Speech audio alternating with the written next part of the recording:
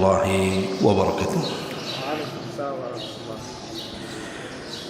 Alhamdulillah wassalatu wassalamu ala Rasulillah wa ala alihi wa sahbihi wa mawalah wa la hawla wa la quwata illa billahi wa ba'du. Alhamdulillah, di pagi hari ini setelah melaksanakan kewajiban Allah salat subuh berjamaah di Masjid Nidaul Ilmi, kita bisa menyempatkan diri untuk bertalabul ilmi. Dan sebagai faedah pagi hari, kita akan membahas dua lafaz istighfar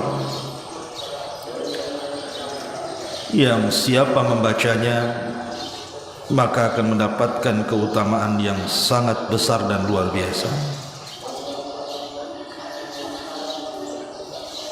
Tentu lafaz-lafaz istighfar yang diajarkan itu banyak, tapi seorang muslim harus cerdas mengambil lafaz-lafaz yang di dalamnya penuh dengan keutamaan dan kemuliaan yang akan diraih bagi yang membacanya. Ma'asyiral muslimin yang dimuliakan Allah Subhanahu wa taala, kita sebagai manusia makhluk yang tidak maksum, karena yang maksum itu hanya Nabi sallallahu alaihi wasallam. Artinya karena kita tidak maksum, pasti satu waktu kita terjerumus kepada dosa. Apalagi musuh di depan kita ini begitu banyak. Di depan kita ada syaitan yang selalu menggoda kita dan menjerumuskan kita supaya kita berbuat maksiat. Bahkan pada diri kita juga ada musuh yang disebut dengan hawa nafsu, yang selalu mendorong untuk berbuat kejahatan. Di hadapan kita ada dunia yang terkadang dunia ini melalaikan kita, dan di hadapan kita juga banyak teman-teman yang tidak baik yang terkadang menyeret kita kepada maksiat kepada Allah Azza wa Jalla. Artinya di sekeliling kita ini begitu banyak musuh-musuh yang akan menjerumuskan kita, sehingga Nabi SAW sampai mengatakan kullu bani Adam khatta'un wa khairul khatta'ina tawwab. Setiap anak Adam itu pasti mengalami kesalahan, tapi sebaik-baik orang yang mengalami kesalahan itu mereka segera bertobat dengan istighfar. Ma'asyiral muslimin yang dimuliakan Allah Subhanahu wa taala, istighfar ini adalah kebiasaan para nabi. Kita lihat beberapa contoh dalam Al-Quranul Karim, kisah Nabi Allah Adam alaihi salatu wassalam. Ketika Adam alaihi salatu wassalam diturunkan dari sorga ke bumi dan juga Hawa, maka kemudian Adam menyesal akan dosa yang pernah dilakukan di sorga. Maka Adam pun kemudian beristighfar kepada Allah Azza wa Jalla, sebagaimana istighfarnya dicatat dalam Al-Quran surah Al-A'raf ayat 23, Rabbana zalamna anfusana wa illam taghfir lana wa tarhamna lanakunanna minal khasirin. Ya Rabb kami telah menganiaya diri-diri kami, dan jika Engkau tidak mengampuni kami dan memberi rahmat kepada kami, niscaya pasti kami termasuk orang-orang yang merugi. Lihat bagaimana Adam mengajarkan istighfar kepada kita. Kemudian Nuh alaihi salatu wassalam digambarkan dalam surah Hud ayat 47. Nuh mengatakan, qala rabbi inni a'udzubika an as'alaka ma laysa li bihi ilmu wa illa taghfirli wa tarhamni aku minal khasirin. Nuh berkata, ya Rabb kami, sesungguhnya aku berlindung kepada Engkau sesuatu yang aku tidak mengetahui hakikatnya, dan sekiranya engkau tidak memberikan ampun kepadaku dan tidak menaruh belas kasihan kepadaku, niscaya aku termasuk orang-orang yang rugi. Nuh juga mengajarkan kepada kita tentang istighfar. Kemudian Ibrahim alaihi salatu wassalam juga disebutkan dalam surah Ibrahim 41, Rabbana ighfirli wa liwalidayya walil mu'minina yauma yaqumul hisab. Ya Rabb kami, berilah ampunan untukku dan kedua ibu bapaku dan sekalian orang-orang yang beriman pada hari terjadinya hisab. Ibrahim juga mengajarkan kepada kita istighfar. Bahkan kita lihat taubatnya Nabi Musa alaihi salatu wassalam. Ketika Musa alaihi salatu wassalam meminta kepada Allah agar diperlihatkan wajahnya, maka Musa mengatakan, Rabbi arini anzur ilaika, ya Rabb, perlihatkan wajahmu untukku. Tapi Allah mengatakan, lan tarani, engkau tidak bisa melihatku. Tapi kalau engkau ingin memaksanya, walakin dur ilal jabal, lihat gunung itu, fa in istaqarra makanah fa sawfa tarani. Kalau gunung itu tidak hancur ketika aku menampakkan kepadanya, maka engkau bisa melihatku. Apa yang terjadi? Falamma tajalla rabbuhu lil jabali ja'alahu dakka wa kharra Musa sa'iqan. Ketika Allah Subhanahu wa taala menampakkan kepada gunung itu, tiba-tiba gunung hancur dan Musa pun terkena imbasnya kemudian pingsan. Falamma afaq, ketika Musa pun sadar dari pingsannya, qala, dia mengatakan, subhanaka tubtu ilaika wa ana awwalul mu'minin. Ya Rabb, sesungguhnya aku bertobat kepadamu dan aku pertama orang yang beriman kepadamu. Lihat bagaimana Allah Subhanahu wa taala sebutkan dalam surah Al-A'raf ayat 143 ini. Musa mengajarkan kepada kita taubat, istighfar akan dosa-dosanya. Kemudian Nabi Daud alaihi salatu wassalam, ketika dia memutuskan kepada dua orang yang bersengketa, tapi Nabi Daud hanya mendengarkan satu orang dan tidak mendengarkan pendapat yang keduanya, dan Allah salahkan. Sebagaimana Allah Subhanahu wa taala mengatakan dalam surah Sad ayat 24 sampai 25, qala laqad zalamaka bisu'ali na'jatika ila ni'aji wa inna kathiran minal khulata la yabghi ba'dhuhum ala ba'din illa alladhina amanu wa amilus salihat wa qalilum ma hum wa dhanna Daud annama fattannahu fastaghfara rabbahu wa kharra raki'an wa anab faghfarna lahu dhalik wa inna lahu indana la zulfa wa husnu ma'ab. Daud pun berkata, sesungguhnya dia telah berbuat zalim kepadamu dengan meminta kambingmu itu untuk ditambahkan kepada kambingnya, dan sesungguhnya kebanyakan dari orang-orang yang berserikat itu, sebagian mereka pasti berbuat zalim kepada yang lainnya, kecuali orang yang beriman dan mengerjakan amal saleh, dan amat sedikit dari mereka. Dan Daud mengetahui bahwa kami telah mengujinya, maka ia pun kemudian meminta ampun kepada Rabbnya, lalu bersyukur, sujud dan bertobat. Maka kami ampuni baginya kesalahannya, dan sesungguhnya dia mempunyai kedudukan dekat pada sisi kami dan tempat yang baik. Lihat bagaimana Daud mengajarkan istighfar kepada kita. Kemudian juga putranya Nabi Allah Sulaiman disebutkan dalam surah Sad ayat 35, qala rabbighfirli wa habli mulkan la yambagi li ahadin min ba'di innaka antal wahhab. Sulaiman berkata, ya Rabb kamu, ya Rabbku, ampunilah aku dan anugerahkanlah kepadaku kerajaan yang tidak dimiliki oleh seorang pun sesudah. Sungguh engkaulah yang maha pemberi. Dari ayat-ayat ini kita tahu, ma'asyiral muslimin yang dimuliakan Allah Azza wa Jalla, para nabi mengajarkan istighfar kepada kita, terutama Nabi kita Muhammad sallallahu alaihi wasallam. Disebutkan dalam Sahih Bukhari dan Muslim, Nabi sallallahu alaihi wasallam mengatakan, astaghfirullah wa atubu ilaih. astaghfirullah wa atubu ilaih mi'ata marratin fil yaum.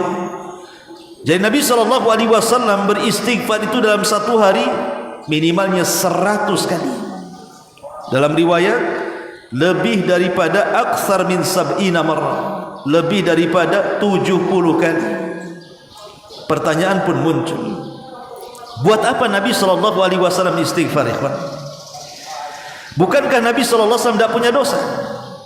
Lain dengan kita, ya wajar kalau kita beristighfar karena hari-hari kita berbuat dosa. Boleh juga mata kita berbuat dosa, telinga kita, lisan kita, hati kita, kaki dan tangan kita mungkin dalam keseharian kita ini terjerumus kepada dosa, baik dosa kecil ataupun dosa besar, karena kita tidak maksum. Lah Nabi ini kan maksum, Nabi ini terbebas dari dosa.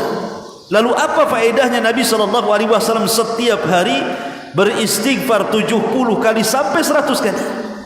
Apa masalahnya? Maka hal ini dijawab oleh Al-Imam Ibn Battal rahimahullahu ta'ala.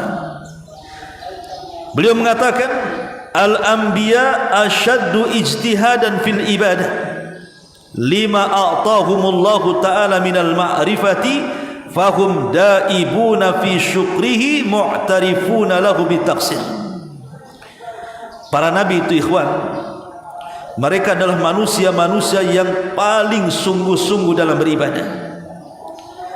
Karena Allah Subhanahu wa ta'ala telah memberikan kepada mereka pengetahuan sehingga mereka menjadi orang yang paling tahu bagaimana cara bersyukur kepada Allah Azza wa Jal dan paling tahu tentang kekurangan mereka kepada Allah Subhanahu wa ta'ala.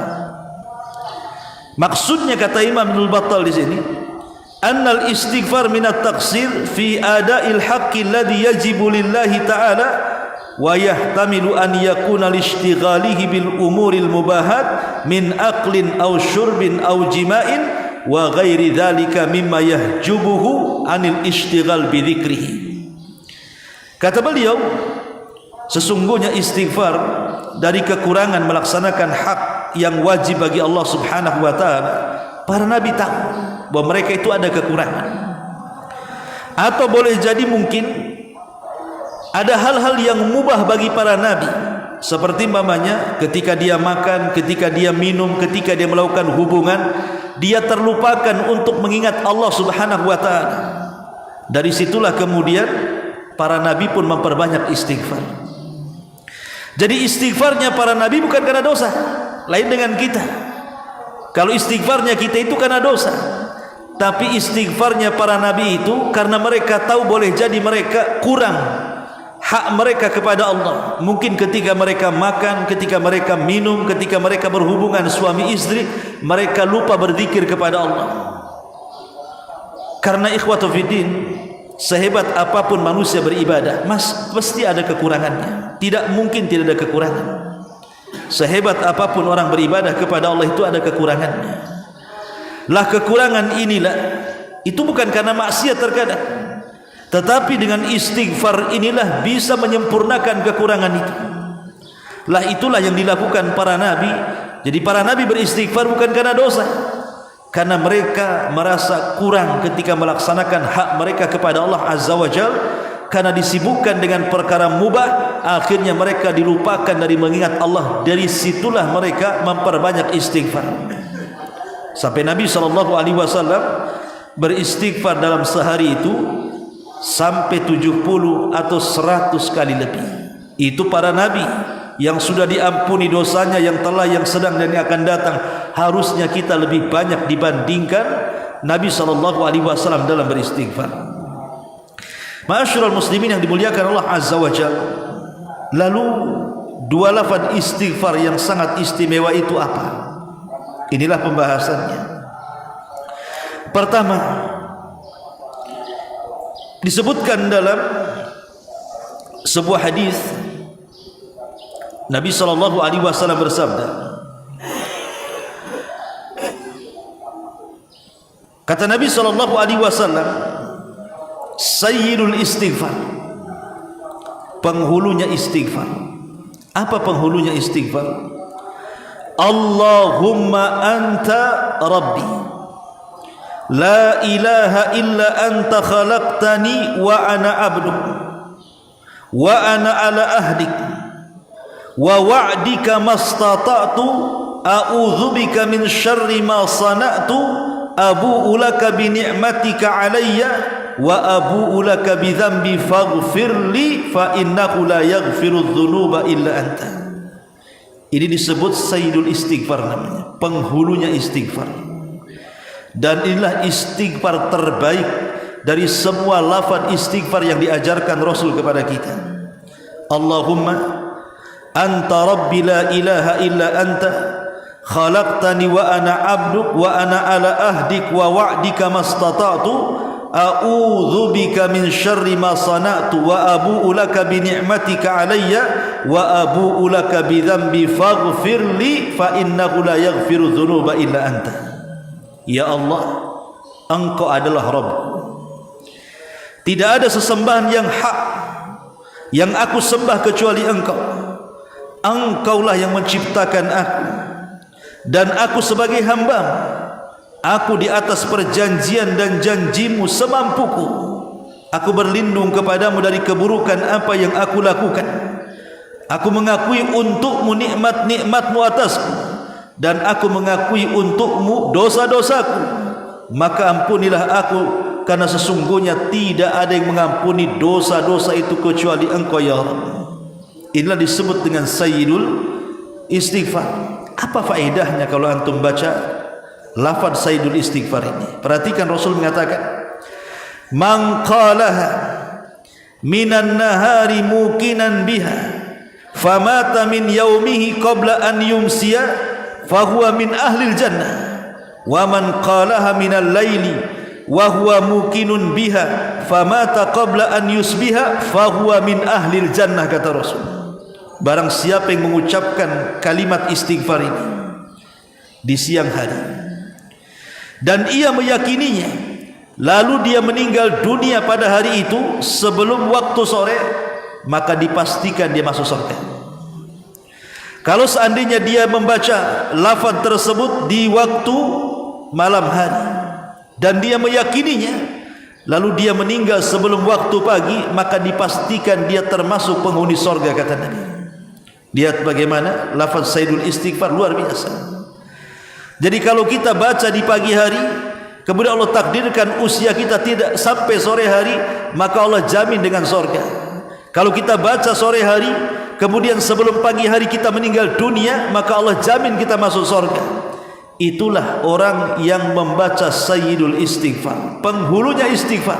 Allahumma anta rabbi la ilaha illa anta khalaqtani wa ana abduk wa ana ala ahdik wa wa'dika mastata' a'udzu bika min syarri ma sana'tu wa a'udzu wa abu'u laka bi ni'matika 'alai wa abu'u laka bi dhanbi faghfirli fa innahu la yaghfiru dzunuba illa anta. Ini yang pertama. Kenapa demikian juga? Kenapa di sini disebut penghulu istighfar? Kita perhatikan di sini dari segi lafaz. Ulama mengatakan aqwa siyagil istighfar, ini sekuat-kuat lafaz istighfar. Kenapa demikian? Karena dimulai dengan pujian. Pujian kepada Allah Subhanahu wa taala. Yang kedua, adanya i'tiraf, pengakuan dengan dosa. Dan juga meminta langsung kepada Allah Subhanahu wa taala akan ampunan dosa-dosa. Inilah yang menjadikan kemudian Sayyidul Istighfar ini atau penghulu istighfar ini adalah istighfar yang terbaik dari semua lafaz yang diajarkan Nabi sallallahu alaihi wa ala alihi wasallam kepada kita. Ini yang pertama. Kemudian yang kedua, Nabi sallallahu alaihi wasallam bersabda dalam sebuah hadis, kata Nabi sallallahu alaihi wasallam, man qala astaghfirullahal azim la ilaha illahu al hayyul qayyum wa atubu ilaihi. Di sini kata Nabi sallallahu alaihi wasallam, barang siapa yang mengucapkan astaghfirullahal azim la ilaha illahu al hayyul qayyum wa atubu ilaihi, Ini pendek daripada yang pertama. Astaghfirullahaladzim alladzi la ilaha illahu al-hayyu al-qayyum wa atubu ilaih. Astaghfirullah, aku meminta ampun kepada Allah Al-Azim, yang maha agung, alladzi la ilaha illahu, yang tidak ada sesembahan yang berhak disembah kecuali Dia, Al-Hayyul Qayyum, yang maha hidup dan maha berdiri sendiri, wa atubu ilaihi, dan aku bertobat kepadanya. Apa kata Nabi sallallahu alaihi wasallam? Kata Nabi sallallahu alaihi wasallam, maka dosa-dosanya akan diampuni wa in kana farrun minaz zahfi, walaupun dosa yang dibawa dia itu adalah dosa besar, seperti orang yang lari dalam pertempuran. Orang yang lari dalam pertempuran itu dosa besar, ya, bukan dosa kecil. Artinya bahwa orang yang melafadzkan lafaz istighfar ini menurut Imam Syaukani rahimahullahu taala bisa menggugurkan bukan hanya dosa kecil tapi juga dosa besar. Ma'asyiral muslimin yang dimuliakan Allah Azza wa Jalla, begitu agungnya lafaz istighfar yang kedua ini, bisa menggugurkan semua dosa, baik yang kecil ataupun yang besar. Karena Rasul mengatakan walaupun dosanya itu seperti orang lari dalam pertempuran. Orang lari dari pertempuran termasuk mubiqat, perkara-perkara yang menghancurkan, dan termasuk dosa besar. Lihat bagaimana lafaz istighfar yang kedua ini lebih singkat daripada yang pertama, tapi keagungannya luar biasa. Astaghfirullahaladzim alladzi la ilaha illahu al-hayyu al-qayyum wa atubu ilaih. Kenapa demikian? Karena dalam lafaz istighfar ini terdapat tauhid, dan tauhid itu maksudnya kalimat la ilaha illallah. Kalimat inilah yang menghapuskan seluruh jenis kesyirikan, mau syirik kecil ataupun syirik besar. Di sini ada kalimat tauhid la ilaha illallah. Kemudian yang kedua, di sini ada ismul azam al-hayyu al-qayyum. Dan ismul azam itu kata Nabi sallallahu alaihi wasallam, idza du'iya ajab. Kalau kita berdoa kepada Allah dengan ismul azam, maka Allah akan mengijabah. Wa idza su'ila a'ta, dan kalau kita meminta pasti diberi. Jadi dalam istighfar yang kedua ini, pertama ada lafaz tauhid, yang kedua ada ismul azam al-hayyu al-qayyum, dan juga permintaan ampun kepada Allah Subhanahu wa taala. Maka dua lafaz ini jangan pernah tinggalkan. Ini lafaz terbaik dalam istighfar. Pertama sayyidul istighfar, dan yang kedua astaghfirullahaladzim alladzi la ilaha illahu al-hayyu al-qayyum wa atubu ilaih. Ma'asyiral muslimin yang dimuliakan Allah Subhanahu wa taala, sedikit kita akan membacakan beberapa aqwal salaf, perkataan para ulama salaf. Pertama, ucapan Abu Musa al-Ash'ari radhiyallahu anhu, kana lana aman minal adzab dhahaba ahaduhuma wa huwa qaulur rasul sallallahu alaihi wasallam fina wa baqiyal istighfar ma'ana fa idza dhahaba halakna. Abu Musa al-Ash'ari radhiyallahu anhu ketika memahami ayat wa ma kunna mu'adzibin, gimana ayatnya, di mana Allah Subhanahu wa taala mengatakan wa ma kunna mu'adzibina wa anta fihim wa ma kunna mu'adzibina wa hum yastaghfirun. Ketika Allah Subhanahu wa taala mengatakan bahwa kalian tidak mungkin diazab Allah selama Nabi berada di hadapan kalian, dan kalian tidak mungkin diazab selama kalian beristighfar. Kata Abu Musa al-Ash'ari radhiyallahu anhu, berarti di sini kita mendapatkan dua keamanan dari azab. Pertama, keberadaan Nabi, kita tidak diazab. Yang kedua, banyaknya orang istighfar di sekeliling kita sehingga Allah tidak menurunkan azab kepada kita. Masalahnya Nabi kita sudah enggak ada. Maka tinggal satu keamanan. Kalau kita ingin selamat dari azab, maka perbanyak istighfar. Kalau kita sampai menghilangkan istighfar, hancur kita, karena sudah tidak ada keamanan lagi. Ini yang pertama. Kemudian juga berkata Imam Ibnu Jauzi rahimahullahu ta'ala, inna iblis qala, iblis pernah mengatakan, ahlaqtu bani adam bidzunub wa ahlaquni bil istighfar wa bila ilaha illallah. Aku hancurkan Bani Adam dengan dosa, kata iblis, tapi Bani Adam menghancurkan aku dengan istighfar dan ucapan la ilaha illallah. Jadi iblis pernah mengatakan, aku hancurkan Bani Adam dengan dosa, ku buat mereka melakukan dosa, tapi Bani Adam sudah menghancurkan aku dengan istighfar dan la ilaha illallah. Lihat bagaimana istighfar dan kalimat tauhid la ilaha illallah bisa menghancurkan iblis. Itu kata Imam Ibnu Jauzi rahimahullahu ta'ala. Kemudian juga Imam Qatadah rahimahullahu ta'ala mengatakan, Imam Qatadah rahimahullahu ta'ala mengatakan, annal Qur'an yadullukum ala da'ikum wa dawaikum, amma dawaukum fadhunub wa amma da'ukum fadhunub wa amma dawaukum fal istighfar. Quran ini telah menjelaskan kepada kalian penyakit dan obatnya. Adapun penyakit itulah dosa, adapun obat itulah istighfar. Bahkan dikatakan oleh Hasan Al-Basri rahimahullahu ta'ala, ini perkataan baik sekali dari Hasan Al-Basri rahimahullahu ta'ala. Apa kata beliau?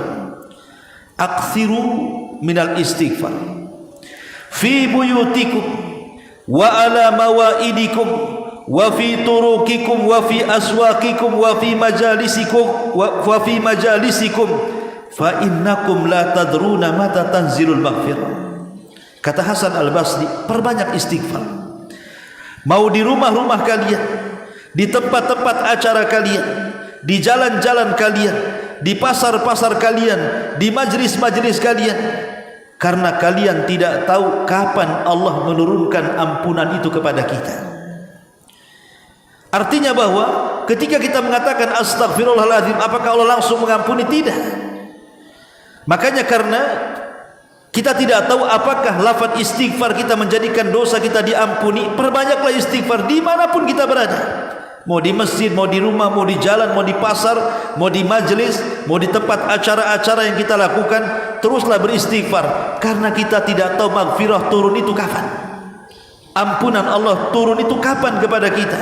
Lah sebab itulah perbanyak istighfar, kata Imam Hasan Al-Basri rahimahullahu ta'ala. Bahkan Ibnu Taimiyah itu, kalau dia sedang membaca ataupun meneliti sebuah permasalahan sehingga banyak perkara-perkara yang tidak bisa dipecahkan, umpamanya dia membaca sebuah masalah susah dipecahkan masalah itu, maka apa kata Ibnu Taimiyah rahimahullahu ta'ala? Fa astaghfirullah alfa marratin, aku pun beristighfar 1000 kali.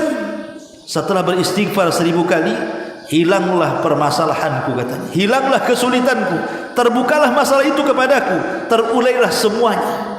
Lihat bagaimana istighfar itu mengurai kesulitan yang ada pada kita. Dan itu persis seperti sabda Nabi SAW, man lazimal istighfar ja'alallahu min kulli dhikin makhraja wa min kulli hammin faraja wa razaqahullahu min haitsu la yahtasib. Siapa yang melazimkan istighfar, Allah jadikan baginya pada setiap kesulitan jalan keluar, pada setiap kegundahan kebahagiaan, dan Allah berikan rizki dari arah yang tidak disangka-sangka. Dan yang terakhir, cukuplah sabda Nabi SAW tentang keutamaan istighfar dalam hadis qudsi dari Anas bin Malik radhiyallahu an. Allah Subhanahu wa taala berfirman, ya ibna Adam, ma da'autani wa rajautani ghafartu laka ala ma kana minka wa la ubali. Ya ibna Adam, law balagat dhunubuka anana as-sama thumma astaghfartani ghafartu laka wa la ubali. Ya ibna Adam, innaka law ataitani bi qurabil ardi khataya thumma lakitani la tusyrik bi syai'an la ataituka bi qurabiha maghfiratan. Wahai anak Adam, sekiranya engkau terus berdoa kepadaku dan mengharap ampunan dariku, ku ampuni dosa-dosamu, aku tidak peduli, kata Allah. Wahai anak Adam, sekiranya dosamu membumbung sampai ke awan sana, tapi kau datang kepadaku beristighfar, maka ku ampuni dosa-dosamu dan aku tidak akan peduli. Wahai anak Adam, sekiranya kau datang kepadaku membawa seberat bumi kesalahan, tapi kau mendatangi aku dan tidak menyekutukanku sedikit pun, maka aku akan datang kepadamu membawa segudang bumi juga ampunan kepadamu. Ma'asyiral muslimin yang dimuliakan Allah Azza wa Jalla, untuk menutup kajian kita di pagi hari, pertanyaan pun muncul. Apakah hanya beristighfar astaghfirullah, astaghfirullahaladzim wa atubu ilaih bisa menghilangkan semua dosa? Sebagaimana tadi dijelaskan Imam Syaukani rahimahullah ta'ala ketika menjelaskan lafaz istighfar yang kedua.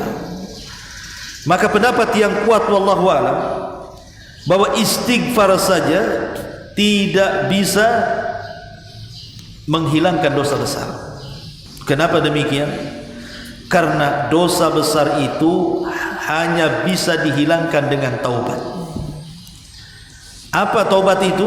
Ya, diantaranya syarat-syaratnya menyesal dari dosa, berjanji untuk tidak melakukan dosa, kemudian juga menjauhkan dosa sejauh-jauhnya, dan dia mengiringi perbuatan dosanya dengan kebaikannya. Artinya harus ada syarat-syaratnya.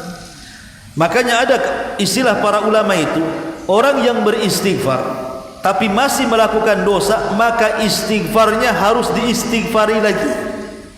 Jadi istighfarnya itu harus diistighfarkan lagi. Kalau dia istighfar tapi masih melakukan dosa, berarti istighfarnya harus diistighfarkan lagi. Subhanallah, sampai ada kata-kata para ulama seperti itu. Artinya kalau betul-betul dengan istighfar ini dosa-dosa kita ingin diampuni, maka iringilah istighfar itu dengan taubat. Karena istighfar itu kan lisan, tapi taubat itu perbuatan. Istighfar itu kan i'lan, mengiklankan saya akan bertobat dan meminta kepada Allah agar dosa-dosa kita ditutupi oleh Allah dari manusia, dan agar dosa-dosa kita tidak diazab oleh Allah kelak pada hari kiamat. Hanya lisan kita meminta kepada Allah, tetapi ketika kita menjauhkan diri dari perbuatan dosa, itulah disebut dengan taubat. Makanya kalimat istighfar dalam Quran itu selalu disebut satu nafas dengan taubat, karena istighfar itu amalan lisan, adapun taubat itu amalan badan. Jadi kalau kita bisa menyatukan antara istighfar dan juga taubat, barulah Allah akan ampuni semua dosa kita, baik yang kecil ataupun yang besar, baik yang diampuni ataupun yang tidak diampuni seperti syirik. Tapi kalau kita datang kepada Allah dengan penuh istighfar dan juga taubat, maka tidak ada dosa yang tidak diampuni oleh Allah Subhanahu wa ta'ala. Wallahu a'lam bishawab. Subhanaka wa bihamdika asyhadu an la ilaha illa anta astaghfiruka wa atubu ilaik. Allahu ta'ala. Assalamualaikum warahmatullahi wabarakatuh.